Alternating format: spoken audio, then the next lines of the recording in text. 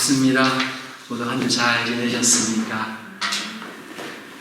정말 정신없이 한 주가 지나가고 있는 것 같습니다.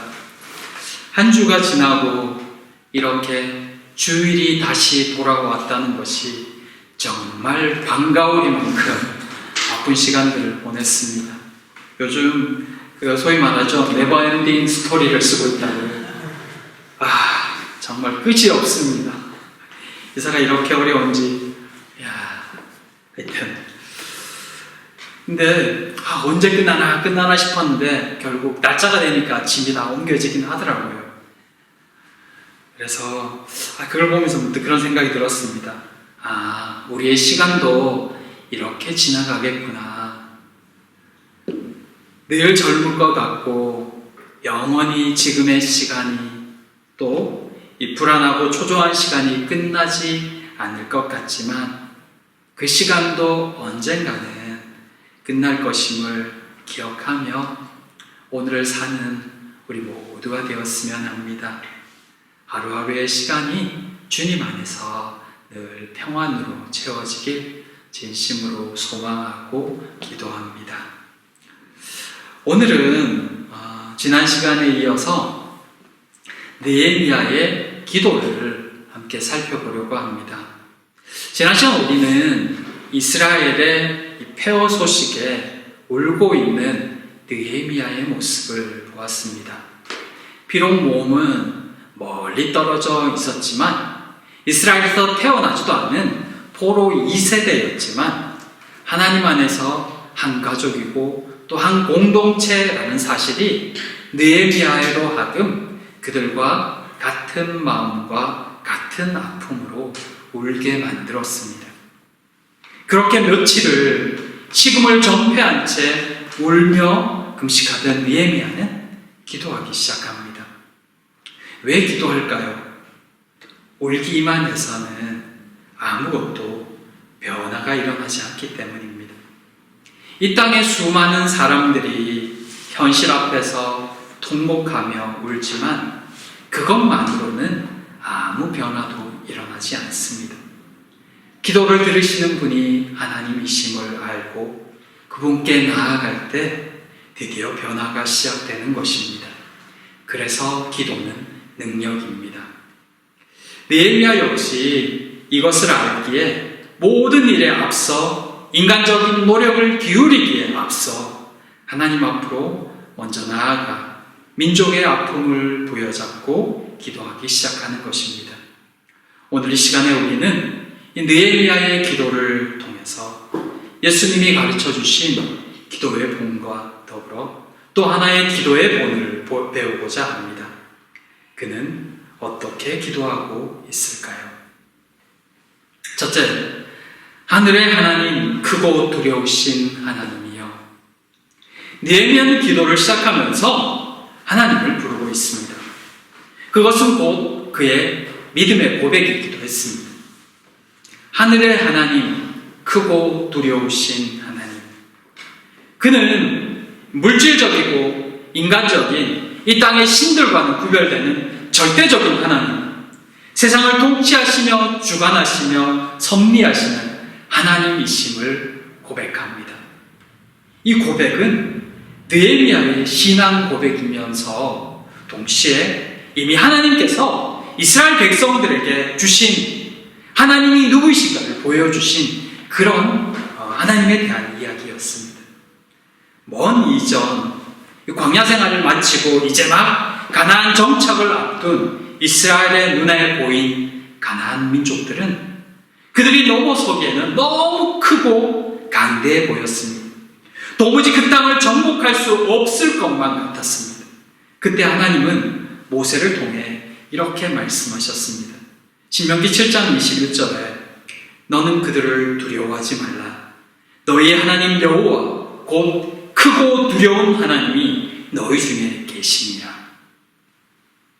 크고 두려우신 하나님, 그분은 그분의 뜻대로 세우시기도 하고 망하게도 하시는 열방의 그 누구보다도 크고 두려우신 하나님이십니다. 여호수아와 이스라엘 백성들은 이 하나님의 말씀으로 새 힘과 용기를 얻었고 그들은 하나님을 의지하여 승리를 경험했습니다. 느헤미야는 바로 이 하나님을 믿고 있었던 것입니다. 느헤미야는 이어서 5절에 이렇게 기도합니다. 주를 사랑하고 주의 계명을 지키는 자에게 언약을 지키시며 긍휼을 베푸시는 주 하나님께 주께 기도하고 있다는 것입니다. 그는 크고 두려우신 하나님이시면서 또한 약속을 신실히 지키시는 그 하나님께 기도하고 있는 것입니다. 느헤미야는 자신이 지금 누구에게 기도하고 있는지를 분명히 알았습니다. 알고 있다, 기억하고 있다는 것은 또한 그렇게 믿고 있다는 것을 의미합니다. 느헤미야는 자신이 알고 있고 또 알고 있는 대로 믿고 있는 그 하나님께 그 믿음을 따라서 구하고 있는 것입니다. 우리 역시 기도의 대상이신 하나님에 대한 분명한 확신과 정확한 이해가 있어야 합니다. 그래야 우리의 드리는 기도에 확신이 있고 더욱 분명하게, 간절하게, 그리고 바르게 기도할 수 있습니다. 기도를 받으시는 분에 대한 분명한 믿음이 없이는 응답도 기대할 수 없습니다. 수많은 사람들이 기도합니다. 하지만 그 기도를 받으시는 하나님이 어떤 분이신지, 무엇을 기뻐하시며 무엇을 싫어하시는지 알지 못한다면 또 그런 것은 관심도 없이 그저 자기의 원하는 것만 구하는 사람은 실제 하나님을 모르거나 아니면 하나님을 무시하는 사람입니다. 그들에게는 하나님이 듣지 않으신다가 응답입니다. 하나님을 아버지라 부르시는 성도 여러분, 살아계신 하나님, 인격적인 하나님께서 지금도 우리의 기도를 듣고 계십니다. 바라기는 이곳에 있는 우리 모두가 믿음 안에서 확신하심으로 말씀과 약속 가운데 구하시고 응답받는 은혜가 가득하기를 또한 소망합니다. 둘째, 나와 우리 가정의 죄입니다. 느헤미야는 믿음의 고백으로 하나님을 부른 후에 이어서 죄의 고백과 회개 기도를 올려드립니다. 죄의 고백과 회개는 우리의 삶을 돌아보고 하나님 앞에 먼저 자신의 죄를 회개함으로 하나님과의 잘못된 관계를 회복시켜 줍니다. 우리의 죄 회개가 관계 회복을 가져오는 것은 아닙니다. 이건 기억해야 됩니다. 우리가 회개했다고 해서 관계 회복이 있는 것은 아니라는 것입니다. 왜냐하면 이 관계 회복의 관건은 하나님께 있습니다. 우리가 알아야 할 사실은 하나님이 이미 우리를 용서하셨고 그리스도의 십자가 사건을 통하여 용서하신다는 사실입니다. 단지 하나님은 우리가 돌아오기를 기다리시는 것입니다. 회개는 우리의 마음을 돌이키고 하나님의 용서하심을 받아들이는 것입니다. 우리가 잘못을 빌어서 그분의 용서를 다시 받고 또 받고 그렇게 우리의 관계를 회복시키는 것이 아니라 회개는 하나님께서 이미 우리를 용서하셨다는 것을 우리가 받아들이는 것입니다. 그래서 요엘은 이렇게 외칩니다. 요엘서 2장 13절에 너희는 옷을 찢지 말고 마음을 찢고 너희 하나님 여호와께로 돌아올지어다. 그는 은혜로우시며 자비로우시며 노하기를 더디하시며 인애가 크시사 뜻을 돌이켜 재앙을 내리지 아니하시느니라. 누가복음 15장을 보면 탕자의 비유가 나옵니다. 탕자의 아버지는 탕자가 집을 나간 그 순간부터 그를 용서하고 돌아오기를 기다립니다.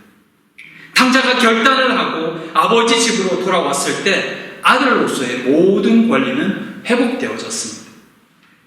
회개는 우리의 힘으로 하나님의 마음을 돌이키는 능력이 아닙니다.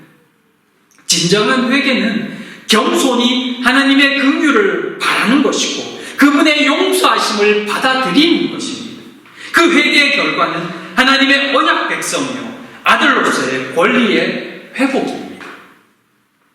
느헤미야는 예루살렘 성이 허물어지고 성문이 불탄 사실 앞에서 하나님께 회개합니다.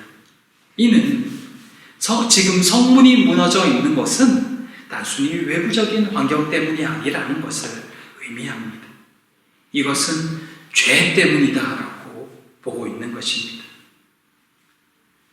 지금 이 예루살렘 성이 무너지고 불타있는 상황을 보면서 누군가는 리더십이 제대로 안 서서이다, 이방인이 강해서이다, 이런 식으로 말을 하지만 실제 지금의 이 아픔은 그들의 쌓이고 쌓인 죄로 인해 하나님의 관계가 깨어져 버렸기 때문이라고 그는 고백하고 있었던 것입니다.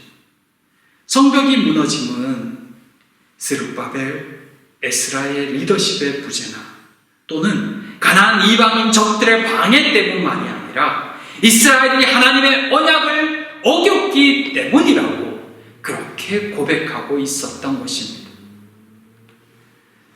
물론 지난 시간에 말씀드렸듯이 지금까지 이스라엘 성벽이 회파되었던 상태로 그대로 있었던 이유에는 하나님의 뜻도 있었습니다. 시대를 따라 그때 합당한 사람을, 필요한 사람을 세우시는 하나님의 손길이 분명히 있습니다. 때가 될 때 필요한 사람을 세우시는 하나님의 손길이 있다는 것입니다. 하지만 지금 눈앞에 펼쳐진 현실에는 또한 사람에게서 비롯된 이유와 결과도 있다는 것을 고백하는 것입니다. 한 가지만 존재하지는 않는다는 것입니다. 그러기에 주어진 환경 속에서 눈에 보이는 현실을 뛰어넘어 볼 수 있는 영적인 안목과 판단력도 필요합니다. 모든 어려움, 모든 문제를 죄의 문제로 이해한다는 것은 아닙니다. 하지만 그리스도인이라면 하나님의 관점에서, 영적인 관점에서 우리와 주변, 나라, 세계의 상황을 볼 줄 아는 안목이 필요합니다. 그래서 분별력과 판단력이 필요한 것입니다. 느헤미야는 지금의 이 이스라엘의 상태가 오래 묵은 이스라엘의 범죄의 결과임을 알았습니다. 결국 이 문제는 그래서 하나님 앞에서 풀어야 될 문제임을 직감했던 것입니다. 그렇게 그는 하나님께 나아가 죄의 문제를 가지고 회개의 기도를 올려드리고 있었던 것입니다. 그런데 이 느헤미야의 회개의 기도에는 또 하나의 특징과 특별한 점이 하나 있습니다. 그것은 그가 이 죄의 문제를 가지고 하나님 앞에 나아갈 때 단순히 이스라엘이 잘못했으니, 우리 민족이 잘못했으니 용서해 주십시오라고 구하지 않습니다. 6절입니다. 이제 종이 주의 종들인 이스라엘 자손을 위하여 주야로 기도하며 우리 이스라엘 자손이 주께 범죄한 죄들을 자복하오니 주는 귀를 기울이시며 눈을 여시사 종의 기도를 들어주시옵소서. 나와 내 아버지의 집이 범죄하여. 느헤미야는 이스라엘의 범죄를 회개할 때 단순히 그들의 죄로 고백하지 아니하고 자신과 자신의 가족의 죄로 여기며 회개하고 용서를 구하고 있었습니다. 굉장히 특별한 점입니다. 이것은 어떤 기도의 형식을 따르거나 이렇게 해야 될 것 같아서 이렇게 기도하는 것이 아니라는 것입니다. 실제로 자신의 죄로 여기고 회개하고 있다는 것입니다. 직접적으로 그가 가담하지 않았다 할지라도 그 죄는 이스라엘 공동체 전체의 죄이고 자신도 하나님의 백성으로서 그 이스라엘 공동체의 일원이기 때문에 자신도 그 죄에서 예외일 수 없다. 자신의 집안도 그 죄에서 예외일 수 없다고 생각한 것입니다. 비록 몸은 멀리 떨어져 있지만 한 번도 그 땅을 밟아보지 못했다 할지라도 하나님 안에서 한 공동체이며 같은 영향력을 받을 수밖에 없는 존재임을 알기에 그 죄를 나의 죄로 여기고 기도하고 있는 것입니다. 생각해 보십시오. 저 사람들 참 불쌍해. 하나님 저들을 불쌍히 여기십시오. 라는 기도와 내가 그들과 함께 한 마음을 느낄 때 그들의 상황과 아픔에 대해서 기도하는 것, 그 기도의 내용과 깊이가 어떨까요? 누군가를 위한 중보 기도는 이러해야 합니다. 내 죄로 또는 내 아픔으로 여기는 동일한 마음과 생각으로 드릴 때 그 기도는 간절하고 더 힘있는 기도가 될 수 있습니다. 왜냐하면 내 문제이고 내 죄이기 때문에 나와 상관없다 여기면서 드리는 기도는 공허해지기가 쉽고 힘이 없습니다. 하지만 그 마음과 아픔을 느끼면서 드리는 기도는 더욱 절절해질 수밖에 없는 것입니다. 사랑하는 성도 여러분, 이것이 성숙한 그리스도인의 기도입니다. 우리는 또 저 역시 남을 탓하는 데는 익숙하지만 내 탓으로 돌리는 데는 익숙하지 않은 것이 사실입니다. 잘못을 시인하기보다는 변명거리를 찾는 것이 더 편한 사람들이고 타인의 잘못을 책망하는 것이 감싸주는 것보다 더 익숙한 사람들이기도 합니다. 하지만 이 범죄한 다윗은 그의 죄악이 드러났을 때 즉시로 하나님께 그 죄를 고백하고 침상이 다 젖도록 울며 회개했었고 다니엘, 에스라, 느헤미야는 심지어 공동체의 죄까지도 자신의 죄로 알며 회개했습니다. 예수님의 세례 사건, 십자가 사건은 더욱 그러합니다. 당신이 죄인인 것처럼 세례를 받으셨고 다시 죄를 지은 것처럼 십자가에 달려 돌아가셨습니다. 그리고 그 동일시함은 죄인들의 죄를 용서하시는 것으로 생명으로 이어졌던 것을 우리는 알고 있습니다. 바라기는 우리 가운데 이런 기도가 점점 많아지기를 바랍니다. 내가 기도해 주지 못했기 때문이야 라는 이런 회개가 또 이웃을 감싸안고 함께 울어줄 수 있는 그 과정을 통해서 더욱 성숙한 신앙인으로 자라는 우리 모두가 되기를 소망합니다. 단순히 나를 책망하는 것이 아니라 그렇게 아버지 앞에 나아갈 때 하나님께서 우리의 기도를 더 기쁘게 받으시고 또 우리의 연약함도 더욱 감싸주실 것을 기대합니다. 하나님 앞에 그렇게 함께 성숙되어지는 우리 모두가 되기를 소망합니다. 셋째, 말씀을 따라 약속을 의지하며 드리는 기도. 느헤미야는 하나님께 이스라엘의 범죄에 대해 자신과 가족의 죄로 여기며 회개합니다.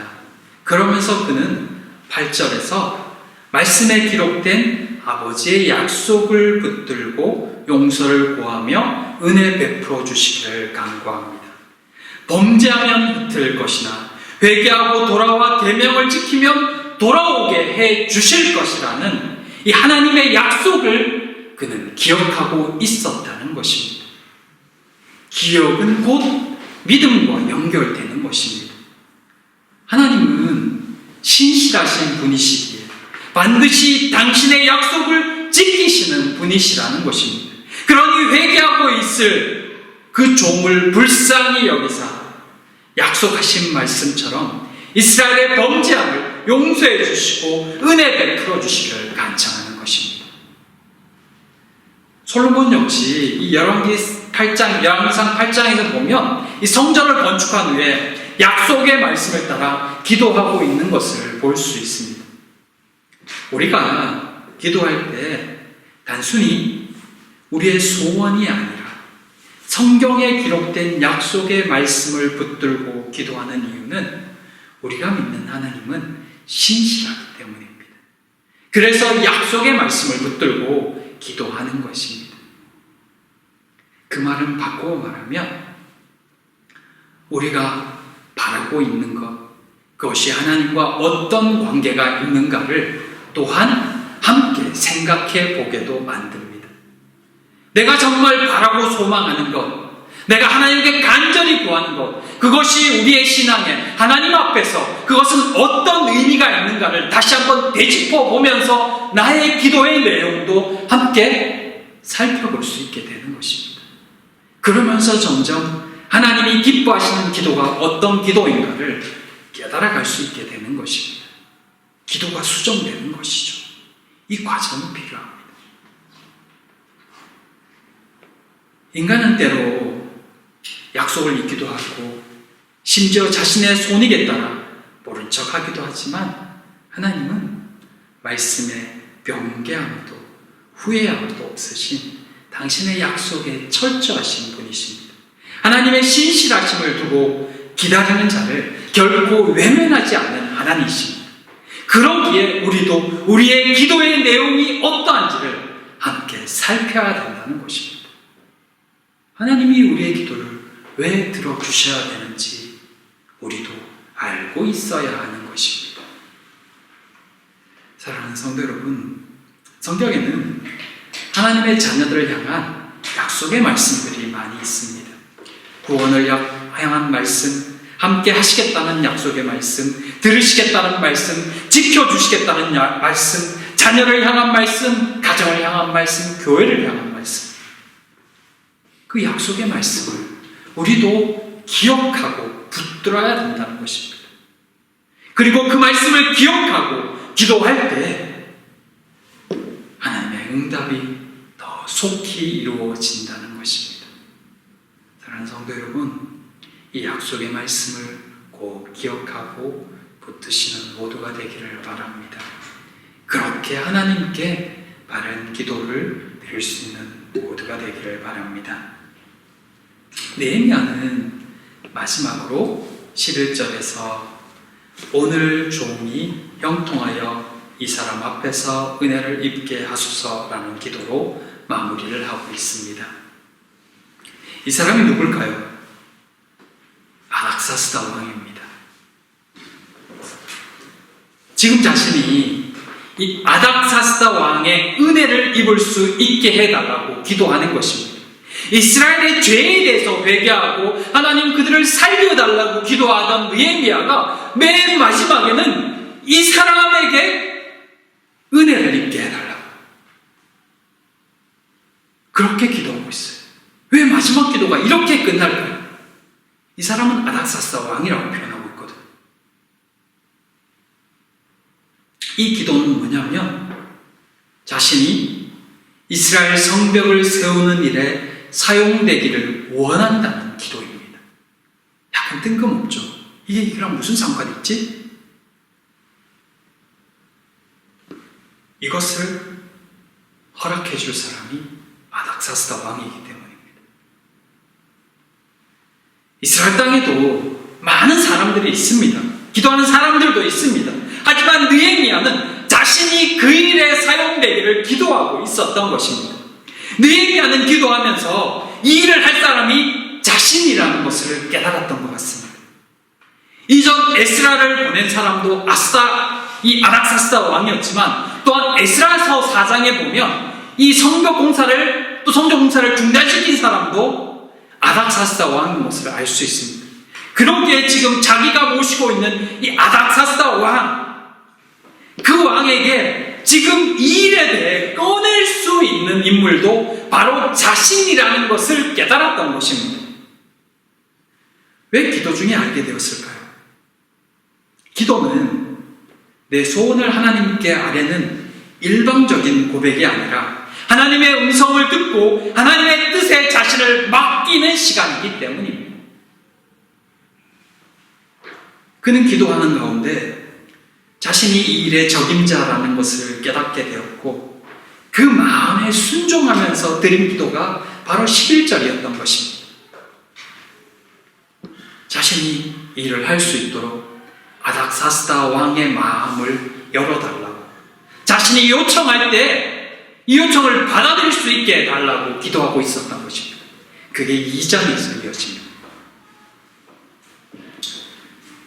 이 부르심에 순종하는 것이 인간적인 생각에서는 사실 쉬운 결정은 아니었을 것입니다. 왕이 결정했잖아요. 왕이 당연히 싫어할 수도 있고, 자칫하면 왕이 내린 명령을 불복한다고 하며 직위를 박탈당하거나 심지어는 죽을 수도 있는 상황입니다. 그러나 그는 어떤 대가를 지불하고서라도 자신의 기도에 책임을 지기로 결정하고 기도하고 있었던 것입니다. 그래서 이 기도가 놀라운 것입니다.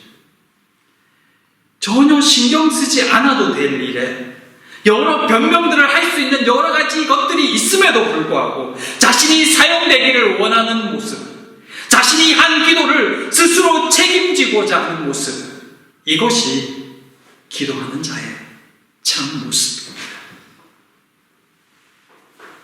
하나님이 기뻐하시는 기도를 하는 사람은 꽤 있지만 실제로 자신이 한 기도에 책임을 지는 이는 그렇게 많지 않습니다. 물론 누구나 어떤 일에 다 큰 역할을 감당하지는 못할 것입니다. 하지만 분명한 것은 그 어떤 일에도 내가 쓰임받을 곳이 있다는 것입니다. 그리고 그것을 위해 기도해야 합니다. 우리는 기도할 때 과연 내가 무엇을 할 수 있는가를 생각할 수 있어야 합니다. 기도로만 끝나는 것이 아닙니다. 그 기도에 합당한 책임과 역할에 대해서도 감당할 마음의 준비도 해야 합니다. 기도는 핑계거리가 아니기 때문입니다. 기도는 아주 중요합니다. 기도는 최선입니다. 하지만 헌신과 결단이 동반되지 않으면 핑계가 될 수 있습니다. 기도 열심히 하는 문제아가 될 수도 있다는 것입니다. 바라기는 사랑하는 우리 모든 성도들이 저 역시도 기도하는 사람으로, 그리고 그 기도에 책임지는 사람으로 점점 성장해 나아가길 소망합니다. 그래서 더 놀라운 기도의 응답과 감사가 우리 삶에 넘치기를, 그렇게 우리의 가정도, 우리의 교회도, 우리의 모든 자녀들과 모든 식구들도 함께 성장하는 그런 기쁨이 있기를 주님의 이름으로 축원하고 기도합니다. 기도하겠습니다. 사랑과 은혜의 하나님, 오늘 느헤미야의 기도를 함께 나눴습니다. 이스라엘의 아픔을 함께 아파하며 하나님의 약속의 말씀을 따라 용서를 구하는 그의 모습을 보면서 우리는 우리의 죄에 대해, 이웃의 아픔에 대해 얼마나 아파했나 돌아보며 회개합니다. 돌아보기보단 책망이 혹시 빠르지 않았나 회개하는 마음도 함께 올려드립니다. 지금까지 참 많은 기도 제목을 가지고 하나님께 나아갔지만 아뢰고 잊어버렸던 제목들, 이웃의 아픔에 기도했지만 책임지는 데는 서툴고 부족했던 저희의 연약함을 긍휼히 여겨 주시옵소서. 이제부터라도 더욱 하나님 안에서 책임 있는 기도자로 설 수 있게 하여 주시옵소서. 이 한 주도 주님 안에서 더욱 의미 있는 그리스도인의 삶 살기를 소망하오며 예수님 이름으로 기도드립니다. 아멘.